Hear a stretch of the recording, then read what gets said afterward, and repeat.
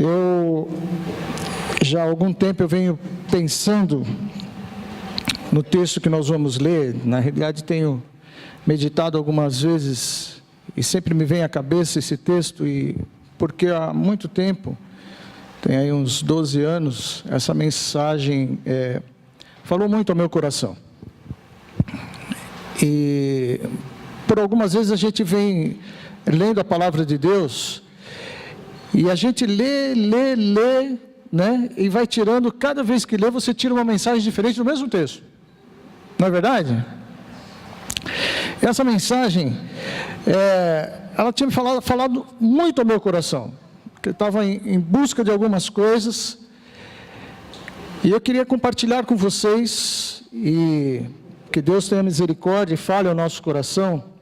Abra a Bíblia, sua Bíblia, no Evangelho de Mateus, capítulo 19, é um texto que todos, talvez a maioria aqui já conheça, e já tenha lido muitas vezes. E há um tempo atrás, conversando com um colega, pastor Mateus, sobre esse texto, a gente estava estudando, ele também falou e pregou sobre isso, e eu quero compartilhar também com os irmãos essa mensagem. Mateus, capítulo 19, a partir do verso 16, conta a história de um jovem rico, talvez diferente de muitos de nós aqui, pobres. Esse daqui era rico. E diz assim: e eis que, aproximando-se dele um jovem, para Jesus, né, disse: bom mestre, que bem farei para conseguir a vida eterna? E ele lhe disse: por que me chamas bom? Não há bom senão um, só que é Deus. Se queres, porém, entrar na vida, guarda os mandamentos. Disse-lhe ele: quais? E Jesus lhe disse: não matarás, não cometerás adultério, não furtarás, não dirás falso testemunho, honra teu pai e tua mãe, e amarás o teu próximo como a ti mesmo. Disse-lhe o jovem: tudo isso tenho guardado desde a minha mocidade. Que me falta ainda? Disse-lhe Jesus: se queres ser perfeito, vai, vende tudo que tens, dá aos pobres, e terás um tesouro no céu. Depois vem e me segue. Queridos, qual é o desejo de todo homem, de todo ser humano? É ser feliz.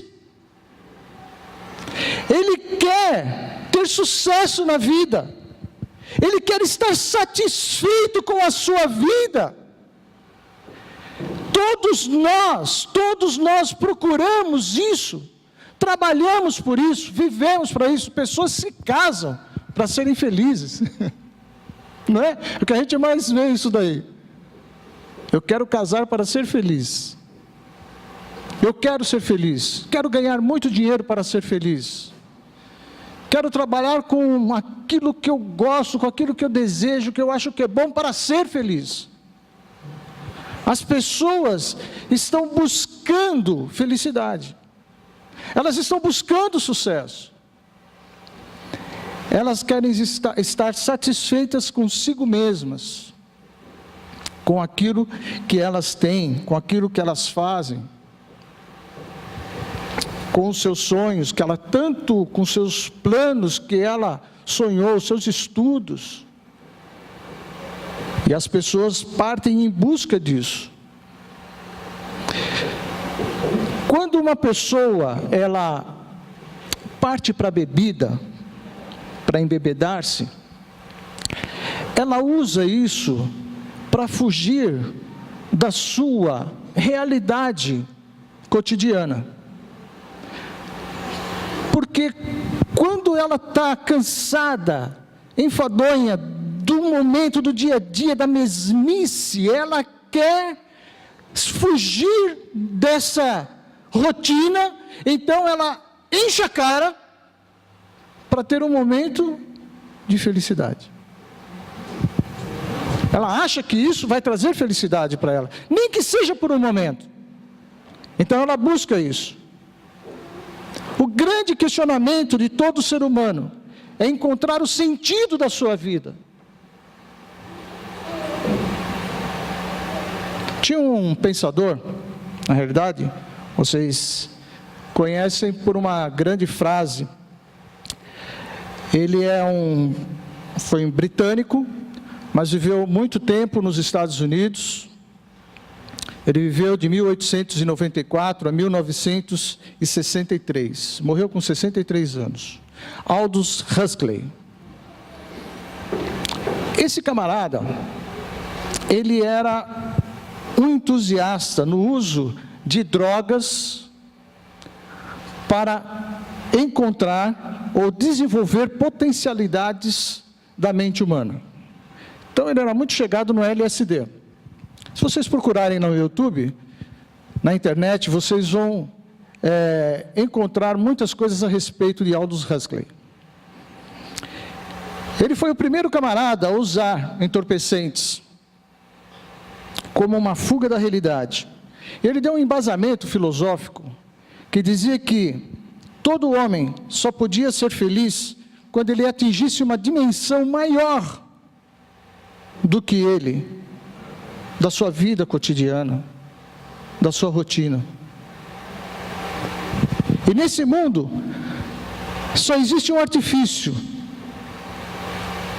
que é usar entorpecentes, para possibilitar alcançar uma outra dimensão. Ele morreu com 69 anos, e pouco antes da sua morte, ele pediu à sua mulher que desse LSD para ele. Naquele dia da sua morte, ele tomou 2 doses e morreu. 69 anos. Era a filosofia desse camarada. Por que ele falava isso? Porque ele era um camarada infeliz. Ele queria encontrar alguma coisa, e ele passou a vida dele estudando isso, que usando controladamente, responsavelmente, uma droga, ele pudesse fugir da realidade aqui e passar para uma outra dimensão, buscando felicidade, buscando sentido para a sua vida. Todo homem, às vezes, busca a felicidade com coisas perigosas. Huxley partiu para as drogas. E partiu com as drogas. Acabou com a sua vida. Mas era todo o seu estudo, todo o seu pensamento, tudo que ele gastou no seu tempo, era tentando descobrir algo maior para poder responder qual a sua origem, qual o sentido da sua vida. Talvez você entrou aqui hoje buscando isso. Qual o sentido da minha vida? Ontem eu fiquei mais de hora no telefone aconselhando Foi bem interessante. Uma hora falava com um, outra hora falava com outro. Um casal. Crise do casamento. Eles não são aqui de São Paulo. Recebi a mensagem da esposa.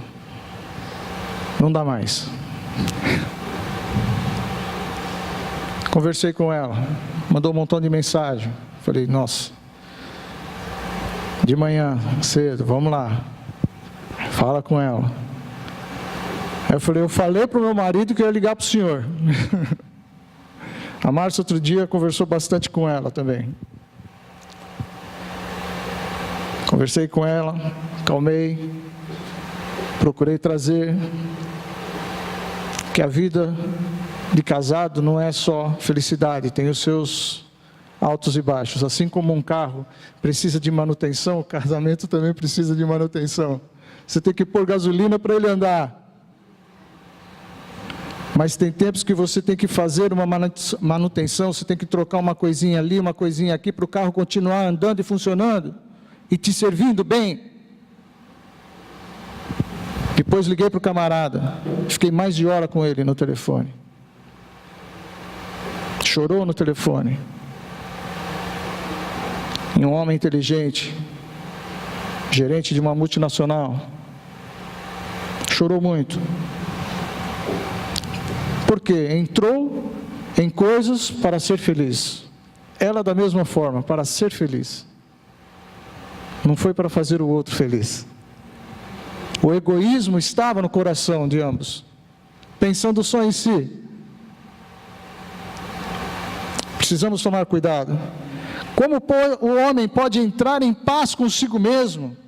Como ele pode olhar no espelho e se sentir satisfeito com quem ele é, com a sua existência?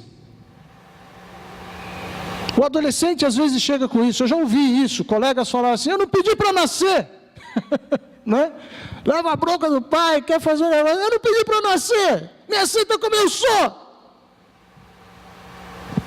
Já começa aí, né?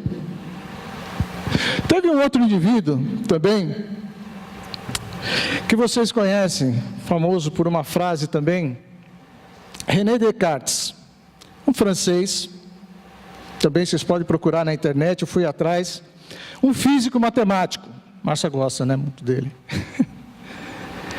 Viveu entre 1596 a 1650. Esse camarada foi quem formou o cartesianismo. E eu acho que hoje muitas coisas da humanidade, principalmente dos ocidentais, está fincado ou embasado nessa filosofia desse camarada, no cartesianismo.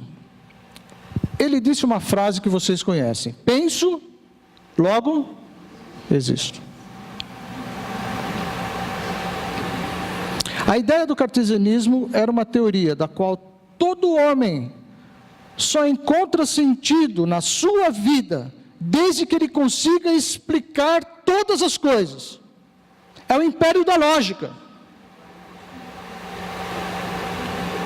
o império da razão. A vida só tem um sentido para o indivíduo que entra nessa teoria a partir das suas faculdades mentais. Tudo ele tenta explicar logicamente, todas as coisas. E quando ele não consegue isso, ele não é um homem feliz. Essa é a teoria de Descartes.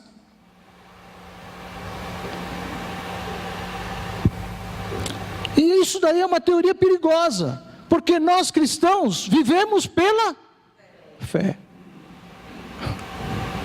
A fé não é lógica. Nós não podemos pegar Deus, colocar no microscópio para analisar quem Ele é, o que Ele faz. Não dá. Eu creio ou não creio em Deus? Não tem lógica. Parece loucura. O Evangelho é loucura, Paulo já falava isso. Não dá para a gente ficar controlando Deus, controlando as coisas espirituais. Não faz parte do homem isso. Olha como essa teoria é perigosa para o cristão. E tem muito cristão que entra nisso. Por que, pastor, isso? Por que me aconteceu isso? Por que não sei o quê? Por quê? Por quê? Por quê? Por quê? O camarada está no cartesianismo. Por quê? Já viu criança pequena? Tem certa idade que tudo ele pergunta por quê. Ela pergunta por quê, né?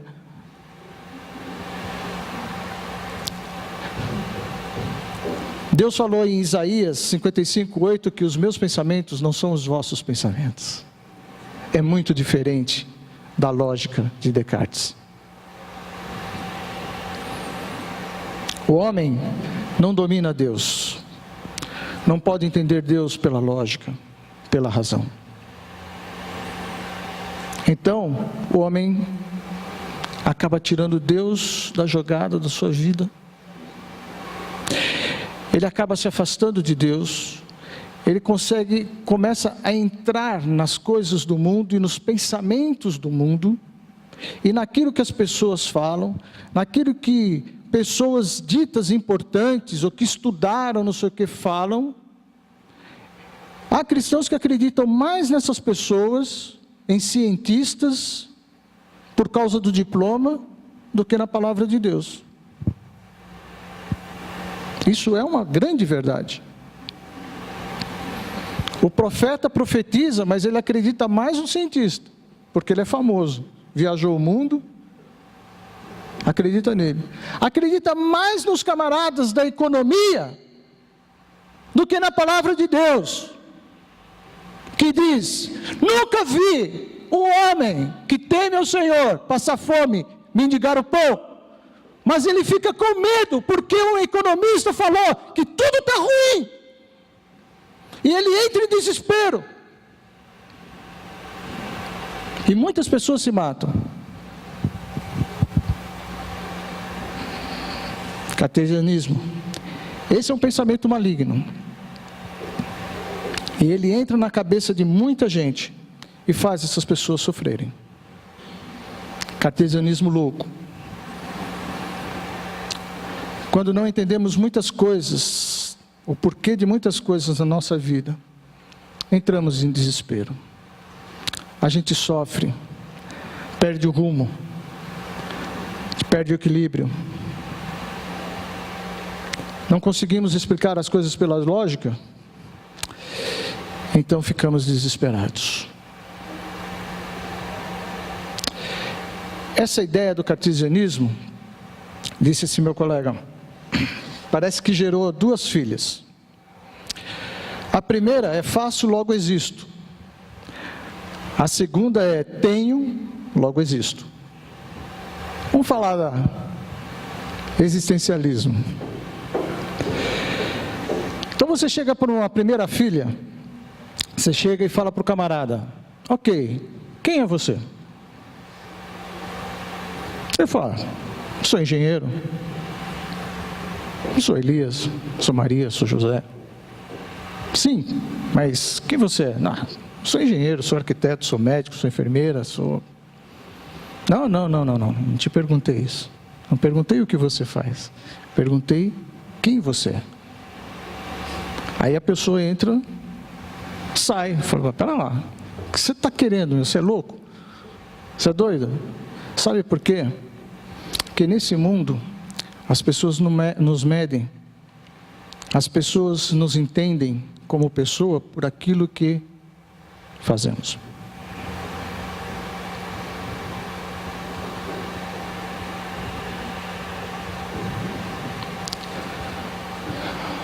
Deus não nos olha dessa forma.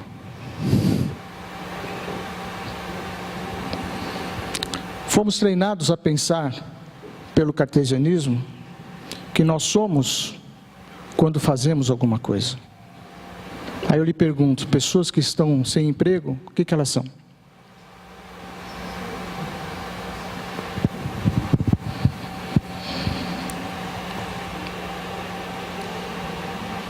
Quando a pessoa está precisando de emprego, está desempregada, e ela não tem função, ela entra em desespero, porque ela está fora. Ela está desesperada. Existencialmente, ela não é ninguém, porque ela não faz. E às vezes não é culpa dela. Não tem um papel na sociedade. Então ela pensa que não é ninguém. Não é verdade? Não é ninguém na vida. Entra em depressão, fica mal. As pessoas e nós identificamos as outras por aquilo que elas fazem. Mas vamos para a segunda filha. A segunda filha é tenho, logo existo. A segunda filha também é ruim. Por quê? No mundo capitalista que nós vivemos, quanto mais você tem, mais você é. E as pessoas identificam assim. Vejam que as pessoas procuram se aproximar de quem tem mais. Porque, de certa forma, ela está assim, acobertada, ela está amparada, ela tem uma amizade. Então ela olha para aquele camarada, é muito importante, porque ele tem muito. Ele é feliz porque ele tem muito. Isso também é maligno, porque joga a questão no dinheiro, que é a raiz de todos os males. Isso também é perigoso. É diabólico. Então ela só entende que a pessoa é feliz, ou que a pessoa tem sentido na sua vida, quanto mais ela tem. Então ela busca e trabalha e vive com aquela ânsia de ter alguma coisa, porque enquanto ela não tem, ela não encontra sentido para a sua vida. Ela não é ninguém. Ela não é reconhecida como sendo alguém. Que coisa, né, irmãos? Estou falando mentira? Quanto mais a pessoa tiver, ela será definida quem ela é. É assim que o mundo mede e enxerga essas pessoas. Agora, nós fomos criados por Deus. Criados como? Como Deus nos criou? A sua imagem e semelhança. Guardem isso, queridos, para quando chegarmos no final da mensagem, você entender. Nós fomos criados, todo mundo foi criado à imagem e semelhança de Deus. Você é a imagem de Deus. Semelhança, igualdade. Quem é Deus? Vamos voltar para a mensagem lá do texto. O jovem rico. O jovem rico, ele é o que faz. É o crente que faz. É o indivíduo que tem. Mas não é.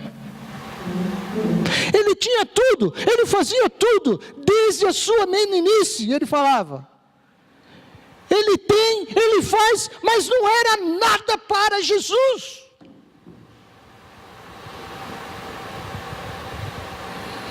Deus está interessado em quem você é. Deus estava interessado naquele jovem, quem ele era. Deus está interessado em que você entenda o sentido da sua vida. Você foi criado à imagem e semelhança do Deus vivo, todo-poderoso. Ele te criou com uma finalidade. Ele criou para você ser. A questão é que nós fugimos disso, esquecemos dessas coisas e queremos viver a nossa vida como aquele jovem rico.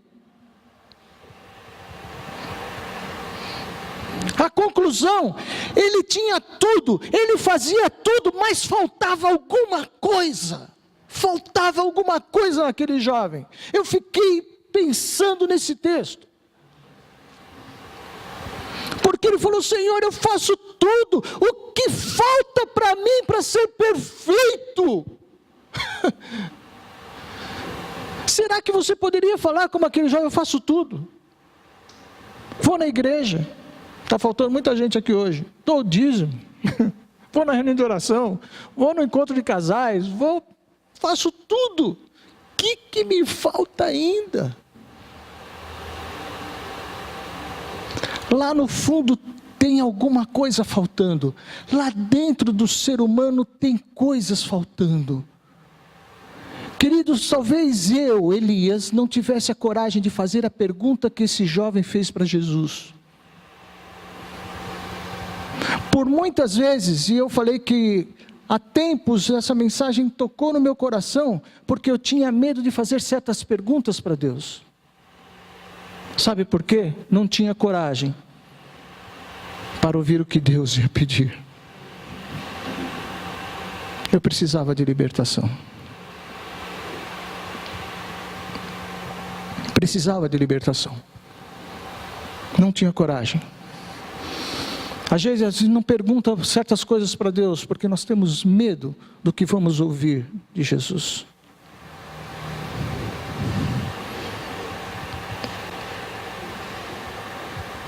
Precisamos ser libertados dessas coisas. Aquele camarada, apesar de ter tudo, faltava ainda alguma coisa. Quantas lições nesse texto, né? Vamos aprender com a resposta de Jesus? A resposta de Jesus não foi um conjunto de regras que ele passou. Se você pegar o texto, Jesus falou para ele assim: não matarás, não cometerás adultério, não furtarás, não dirás falso testemunho, honra o teu pai e tua mãe, amarás o teu próximo como a ti mesmo. E ele falou: eu faço tudo isso. Regras. Jesus não estava passando regras para aquele garoto, para aquele jovem. E nós entramos nessa. Nós entramos nas regras. Nós queremos respostas rápidas e fáceis. Nós queremos, faz isso, acontece isso. Deus não te criou para ser robô. Aperta o botãozinho para você fazer a coisa certa. Nós não somos robôs. E é impressionante como essas coisas têm entrado na igreja. Eu não peço nem desculpa, porque tem pessoas que vendem água, tomam um gole, olha a regra, toma um gole e você não vai ficar doente dessa água. Põe em cima da televisão, você vai ser curado.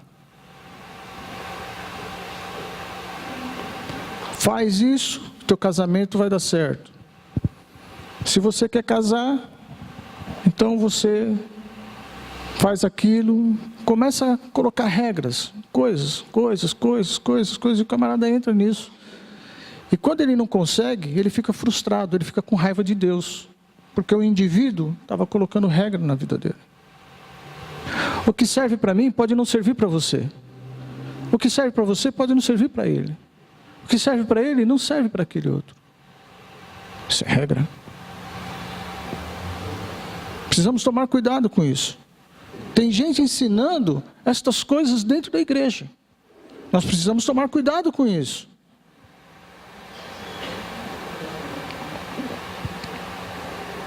Eu lembro de um camarada, contou uma vez que ele falava que o chefe dele era muito ruim, muito mal. Ele sentava na cadeira do chefe e ficava repreendendo o inimigo. Ficava repreendendo o diabo na vida do chefe. Um dia o chefe entrou e pegou ele sentado e repreendendo. Mandou ele embora.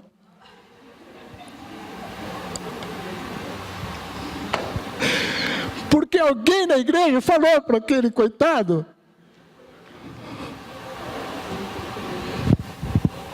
meu Pai bendito. É incrível, né? Nós somos pessoas diferentes. Mas é exatamente por essa diversidade, Deus pega e nos une. Quando você está namorando, tudo é uma maravilha, né? E você casa. No casamento, você vai encontrar muitas coisas que você ainda não tinha enxergado na menina, e a menina tinha muitas coisas que não enxergou no rapaz. Vocês vão ter que aprender. Eu costumo dizer, semana passada, 2 semanas, eu fiz um casamento. Realizei um casamento. E eu estava falando, você entra no casamento e é no casamento que você aprende a amar. Porque vem as coisas difíceis no casamento. Fica doente, leva, vai, volta, cuida. Você não tem tempo, você tem que ficar lá cuidando, faz isso, faz aquilo. Quando vem os filhos, então? Quando os filhos vêm, é pós-graduação no amor, meu irmão. Entendeu? É pós-graduação no amor. Não é fácil. Mas Deus, sendo nós diferentes, Ele nos une e nos faz um corpo. O que une membros, pessoas diferentes? O que une um casal? Apesar de serem diferentes, Deus criou diferentes, mas os faz um.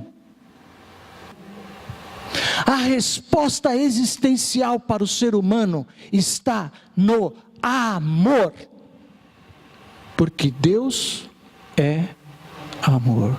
E quando Deus nos criou, Ele nos criou a sua imagem e semelhança. problema é que falta amor. Você pode não ter posses, você pode não ter dinheiro, você não pode ter o que dar. Mas eu lhe pergunto, qual é o seu ídolo? Aquele jovem tinha um ídolo. Ele saiu triste, porque ele amava mais o ídolo que ele criou dentro de si. Jesus o amou aquele jovem, e Jesus fez uma afirmação para ele: se queres ser perfeito, se você quer preencher o vazio que está aí dentro de você, esse questionamento, o sentido da sua vida, você quer resposta para isso, rapaz? Então faz uma coisa, vende tudo o que tem e dá aos pobres. Depois você vem e me segue. Jesus tirou a conversa do intelecto, da lógica, e trouxe para o coração. Quando Jesus fez aquela afirmação, o jovem falou: epa, espera aí, não dá. E saiu, triste. Eu lembrei da história de Zaqueu que Samuel contou aqui. Zaqueu cobrava impostos, tirava mais para ficar com ele e mandava o que ele cobrava para Roma. Muito diferente do que acontece hoje, né, irmãos? Guardava para si. O interessante é que o nome Zaqueu significa idôneo, puro. Mas Zaqueu, quando viu Jesus e o recebeu na sua casa, vamos ligar essa história, quando Zaqueu recebeu Jesus na sua casa, porque Jesus falou: eu vou lá para a sua casa. Com o Apocalipse que fala, capítulo 2, eis que estou à porta e bato, se alguém abrir a sua porta, eu entrarei e cearei com ele. Foi isso que Jesus fez com Zaqueu. Jesus restituiu a origem, a existência de Zaqueu, de ser puro e reto. E Zaqueu falou assim: tudo que eu tenho roubado, eu devolverei. Se eu tenho defraudado alguém, eu darei 4 vezes mais. Zaqueu amou. Só faz isso quem ama. Se ele não tivesse amado, não tivesse aberto a porta do seu coração, ele não faria isso. É incrível isso. O jovem cumpria todos os mandamentos da sua vida. Todos. Mas o amor daquele jovem não estava no próximo. O amor estava no seu ídolo, nas suas posses. Jesus põe o dedo no coração daquele jovem com essa pergunta. Sabe por quê? Ele conhece cada um de nós aqui. Ele conhece o que nós somos lá dentro.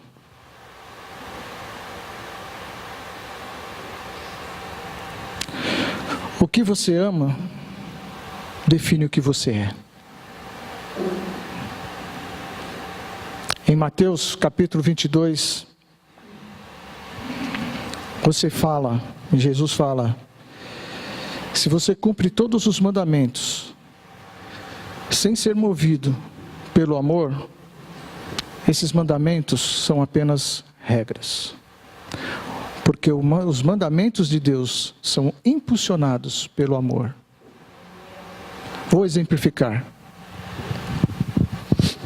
Eu não roubo. A palavra de Deus, o mandamento não está: não roubarás. Mas eu não roubo porque eu amo. Não é bem diferente? Uma coisa é regra, outra coisa é mandamento. Os mandamentos de Deus são impulsionados pelo amor. Aquele jovem fazia tudo isso, mas não amava. Seu coração estava fechado. Estava fechado, estava casado com o seu ídolo. Eu não minto porque eu amo. Eu não engano porque eu amo. São coisas bem diferentes. Jesus queria ensinar aquele jovem, mas ele estava tão cego que ele não entendeu isso.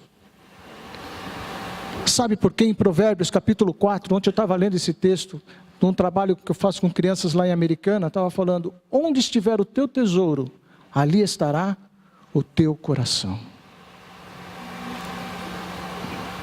Ali estará o teu coração. E sabe o que fala em Provérbios capítulo 4, verso 16? Diz assim, que filho, dá-me o teu coração, porque do coração tem as saídas da vida. Você quer ser existencialmente feliz? Ame.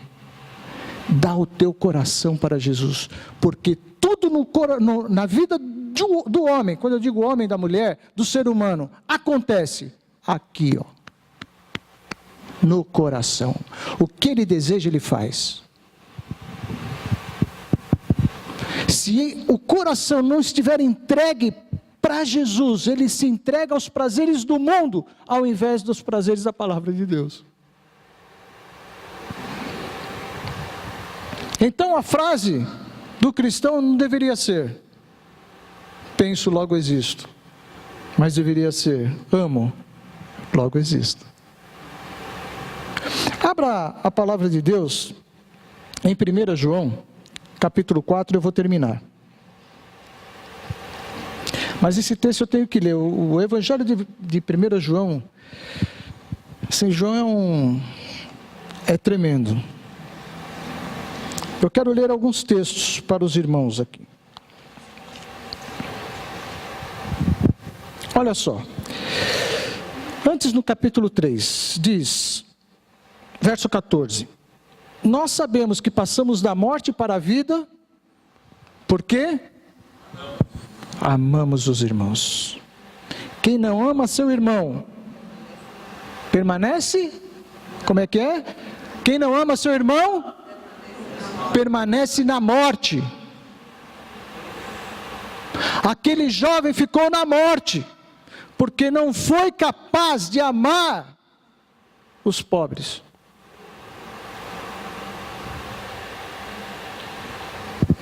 Verso 16: conhecemos o amor nisto, que ele deu a sua vida por nós, e nós devemos dar a vida pelos irmãos. Meus filhinhos, verso 18: não amemos de palavra nem de língua, mas por obra e em verdade. Devemos praticar. O pastor Alvo falou assim: dê um abraço no seu irmão. Nossa, que vergonha, que faz, não dá, não. Né? Irmãos, ame. Houve uma história de um camarada aqui em São Paulo, há muitos anos atrás. Talvez eu não tenha contado isso aqui ainda. Foi lá no Brás, numa igreja. O diácono estava à porta. A igreja estava reunida, os músicos cantando, estava uma maravilha. E um homem passou lá do outro lado da rua, doente, e ele parou e ficou do outro lado da rua olhando para a igreja, ouvindo as músicas, os irmãos cantando, aquele louvor maravilhoso, gostoso. E aí, o diácono que estava à porta olhou e viu o indivíduo lá do outro lado da rua, parado. Ele pegou, atravessou a rua e foi lá, e o homem falou: não chega perto de mim. Eu sou tuberculoso, estou doente, muito doente, não chegue perto. E aquele diácono olhou para aquele homem e falou: não tem problema, vem. Ele falou: não, por favor, não chega perto de mim. E aquele diácono foi lá e abraçou aquele homem: vamos entrar, fica ali atrás, mas entra, ouça as músicas, depois vai ter a palavra do pastor, entra. Você é louco, não faz isso, eu estou doente. Mas aquele diácono, com muito amor no coração, levou aquele jovem, aquele homem, e ele sentou no último banco e ficou lá atrás, quietinho, e o diácono sentou do lado dele e ficou com ele. Quando terminou o culto, aquele homem estava curado. Não precisou de oração, não precisou de unção, mas a palavra, o amor era mais do que o óleo de unção na vida daquele homem. Pastor Eliseu hoje foi curado pelo amor que transbordava daquele diácono. Tremendo, irmãos. Tremendo. 1 João capítulo 4. Quero ler a partir do verso 7. Você guarde isso, risque na sua Bíblia, marque, e depois você medite sobre esse trecho da palavra. Deus é amor, devemos amar a Deus e a nossos irmãos. Esse é o título desse texto. Amados, amemo-nos uns aos outros, porque o amor é de Deus, e qualquer que ama é nascido de Deus. Fomos criados à sua imagem e semelhança. Aquele que não ama, não conhece a Deus. Aquele jovem não conhecia Deus, porque ele seguia regras. Porque Deus é amor. Nisto se manifestou o amor de Deus para conosco, que Deus enviou o seu Filho unigênito ao mundo, para que por ele vivamos. Nisto está o amor, não que nós tenhamos amado a Deus, mas que Ele nos amou e enviou o seu Filho para perdão dos nossos, para sacrifício dos nossos pecados. Amados, se Deus assim nos amou, nós também devemos amar uns aos outros. Ninguém jamais viu a Deus. Mas se nós amamos uns aos outros, Deus está em nós, e em nós é perfeito o seu amor. Quem ama tem a presença constante e poderosa de Deus com toda a sua plenitude. Nisso conhecemos que estamos nele. Verso 13. E ele em nós, pois que nos deu do seu Espírito, e vimos e testificamos que o Pai enviou seu Filho para Salvador do mundo. Qualquer que confessar que Jesus é o Filho de Deus, Deus está nele e ele em Deus. E nós conhecemos e cremos no amor que Deus nos tem. Deus é amor, e quem está em amor está em Deus e Deus nele. Olha estas coisas, que precioso amor. Que precioso amor de Deus, queridos. Precisamos de vida, precisamos ir para a luz, precisamos do amor de Deus, precisamos ser batizados com o amor de Deus, porque Ele nos deu do seu Espírito para fazermos entender e voltar à origem, que é ser a sua semelhança e a sua imagem.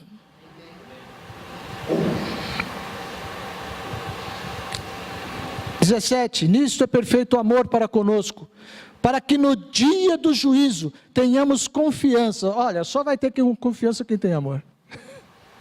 Porque se ele ama, está tudo certo, ele está tranquilo. Ele já vai passar, ele já está na vida. Mas quem não ama, como diz o início do texto, permanece na morte, no capítulo anterior. No verso 18, no amor não há temor, antes, o perfeito amor lança fora o temor, porque o temor tem consigo a pena, e o que teme não é perfeito em amor. Sabe por que aquele jovem tinha um vazio no seu coração e estava com medo? Porque ele não tinha amor. Por isso que Jesus teve que trazer o negócio da lógica, do pensamento, para o coração daquele jovem. Querido, eu te digo, não adianta seguir a Jesus. Não adianta cumprir regras, se você não tiver amor. E amar aquilo que é pregado, aquilo que está na palavra de Deus, aquilo que Deus fala com você. Não adianta. Verso 19. Nós o amamos porque Ele nos amou primeiro. Se alguém diz, eu amo a Deus e aborrece a seu irmão, é mentiroso. Pois quem não ama seu irmão ao qual viu, como pode amar a Deus a quem não viu? E dele temos este mandamento, que quem ama a Deus, ame também a seu irmão. Estou procurando resposta para a sua existência? Está procurando resposta para o vazio que está dentro de você? Está procurando resposta porque você não é perfeito, mas o amor de Deus é.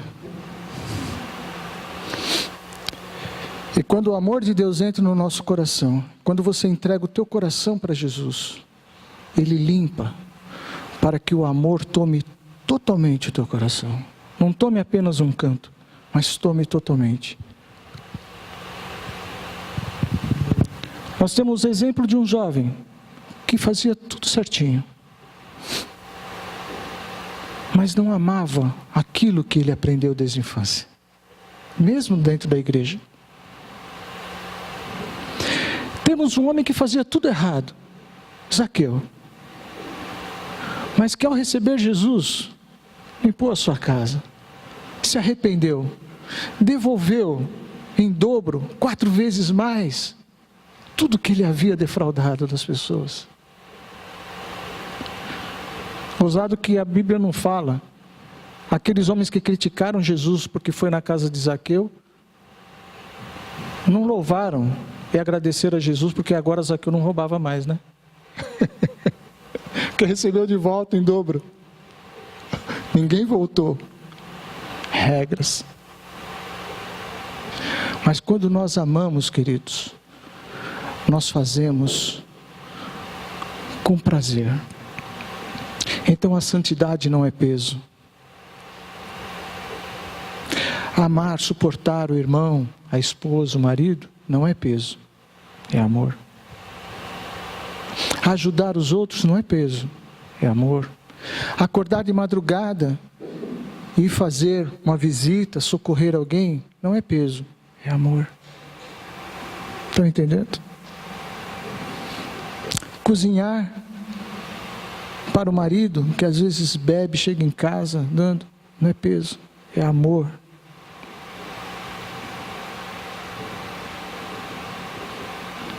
Nós precisamos ser batizados com esse amor de Deus. Precisamos ter a vida modificada pelo amor de Deus. Porque Ele nos criou para nós sermos como Ele é. A sua imagem e semelhança. Deus não está preocupado no que você tem, no que você faz. Deus quer saber quem você é. Você é amor? Porque para isso você foi criado. Então você é igual. E fareis obras maiores do que essas, porque vou para o meu Pai. Mas Ele deixou o Espírito Santo para que estas coisas nós aprendêssemos e praticássemos. Para que o mundo creia que Ele existe e de que nós somos seus filhos. É isso que está nos Evangelhos. É isso que nós devemos viver. É isso que nós devemos ser. Vamos ficar de pé?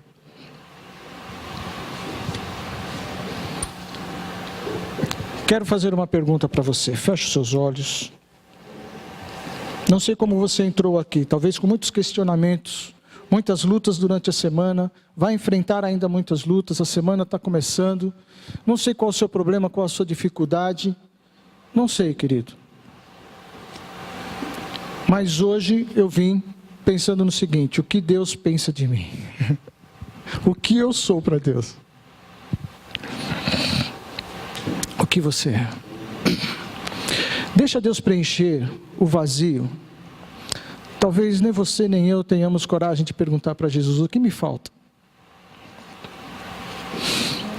Eu garanto para vocês que para mim falta muita coisa, meus irmãos. Muita, mas muita coisa. Não dá nem para contar. Muita coisa. Mas eu estou desejoso de que Ele preencha, de que Ele me transforme, de que Ele me cure, que Ele me aperfeiçoe com o seu amor. E tudo que eu fizer, lendo a palavra, deixando as coisas de Deus, buscando as coisas espirituais em Cristo Jesus, eu o busque com amor, com prazer. Eu venho à igreja com prazer. Eu venho alegre para a igreja, porque eu sei que eu vou encontrar o meu Deus. E eu sei que se eu estiver precisando de alguma coisa, Ele vai dar. Buscai primeiro o reino de Deus e a sua justiça, e todas as demais coisas o Senhor nos dá, são acrescentadas a nós. Mas nós estamos preocupados com os nossos ídolos lá dentro. Então eu quero perguntar, o que você vai entregar agora para Jesus? Não seja como o jovem rico, entregue o seu ídolo. Eu quero dizer que não são bens, não são só dinheiro, para aquele jovem foi isso, mas o que é para você?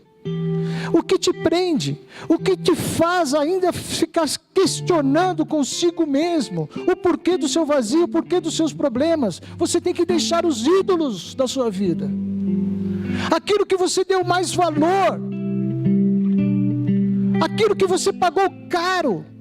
Nem sempre o que nós pagamos é o melhor valor ou é o maior valor. Deus entregou o melhor dele. O maior valor de Deus era o seu Filho Jesus, e Ele fez isso por amor a nós, para nos fazer iguais a Ele. Então, queridos, nós temos que amá-lo e amar a sua palavra e os seus mandamentos com prazer, com alegria, com amor. Então, quando eu dou o dízimo, eu dou com alegria, eu dou com amor. Eu abraço o irmão com alegria, porque ele é meu irmão. Jesus o fez igual a mim, me fez um comigo. Nós somos juntos. Ele pode ser cabeça, eu sou mão, mas eu estou no mesmo corpo. Estão entendendo, queridos? Existe harmonia quando há amor. E quando vem a luta, quando vem a dificuldade, quando vem os problemas, o amor resiste a estas coisas, porque eu estou ligado com Deus.